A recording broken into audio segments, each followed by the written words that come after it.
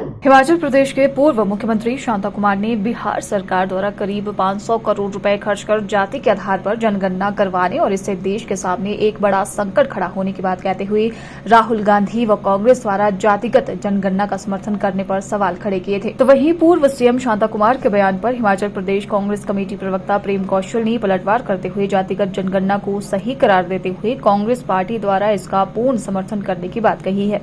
प्रेम कौशल ने पलटवार कर कहा कि जब देश में विभिन्न जाति के लोग हैं तो जातिगत मतगणना करने में भाजपा को क्या परहेज है। साथ ही उन्होंने कहा कि एक तरफ केंद्र सरकार व भाजपा नेता जातिगत आधार पर लाभ लेने व बयानबाजी करने से पीछे नहीं है, तो दूसरी तरफ जातिगत आधार पर जनगणना करने का विरोध कर रहे हैं, जो कि निंदनीय है।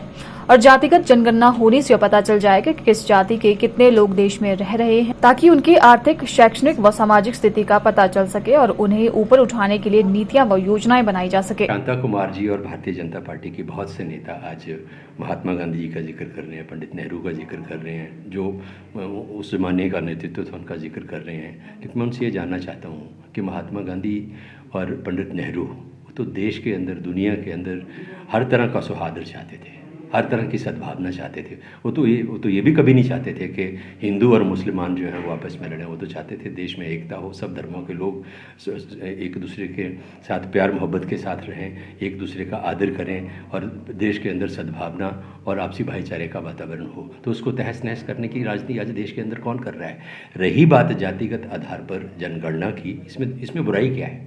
भारतीय जनता पार्टी की सरकार को इसमें दिक्कत क्या है? जब जातियाँ हैं, आप कहते हैं कि हमने एक शेड्यूल ट्राइब को राष्ट्रपति बनाया, जब आप ये श्रेय लेने की कोशिश करते हैं कि आपने एक महिला शेड्यूल ट्राइब को हमने राष्ट्रपति बनाया, आप जब ओबीसी के ऊपर भाषण देते हैं, नरेंद्र मोदी जी खुद जाके उन्होंने भाषण दिया कि ओबीसी का अपमान किया, जब उसकी बात आई राहुल गांधी के मानहानि वाले मुकदमे की, जब आप ओबीसी का जिक्र करते हैं, जब अनुसूचित जाति का जिक्र करते हैं, तो इस आधार पर मतगणना करने में और किस समुदाय की कितनी संख्या देश के अंदर है उसके आंकड़े सामने लाने में क्या दिक्कत है? आपको क्या परेशानी है? इसमें जो अड़चन है, इसमें जो आपका राजनीतिक प्रॉब्लम है, आप उसको स्पष्ट करें।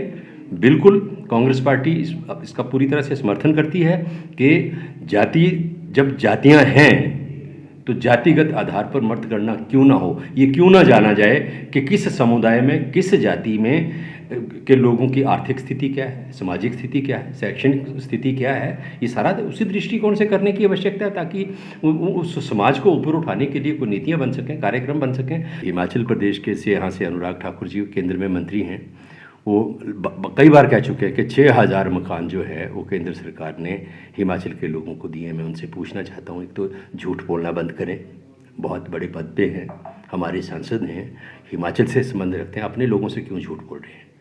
अगर 6000 मकान, जिन लोगों के मकान ध्वस्त हुए हैं आपदा में, उनके लिए केंद्र सरकार ने ये मंजूर किए हैं, तो उसकी जो नोटिफिकेशन है वो लोगों को दिखाएं। वास्तव में प्रधानमंत्री आवास योजना में जो मिलने वाले रूटीन में घर हैं, जिसमें 1,30,000 रुपये एक मकान को बनाने के लिए दिया जाता है, ये उन्हीं घरों को यहाँ उन्हीं का जिक्र करके जो है वो झूठा प्रचार करने का प्रयास कर रहे हैं। मैं मुख्यमंत्री को धन्यवाद देना चाहता हूँ कि उन्होंने बहुत ऐतिहासिक फैसले जो है राहत देने के संबंध में, राहत पैकेज जारी करके उसमें जो प्रावधान किए हैं उसमें लिए हैं। उसमें सबसे बड़ा जो एक व्यवहारिक पहलू है, आपको पता है आज महंगाई का ज़माना है, घर बनाना जो है बहुत मुश्किल है, बहुत खर्चा उसमें आता है। केंद्र सरकार की जो प्रधानमंत्री आवास योजना है उसमें 1,30,000 रुपये जो है रकम मकान बनाने के लिए दी जाती है। लेकिन मुख्यमंत्री ने इस चीज़ को महसूस किया कि जिन लोगों के घर बर्बाद हुए हैं, जो बेघर हुए हैं, वो 1,30,000 में 1.5 लाख में अपना घर नहीं बना सकते। तो 7 लाख रुपये की राशि एक घर को बनाने के लिए माननीय मुख्यमंत्री ने अपने राहत पैकेज में उसका प्रावधान किया है, जो मैं समझता हूँ बहुत सराहनीय है और बहुत एक व्यावहारिक कदम है।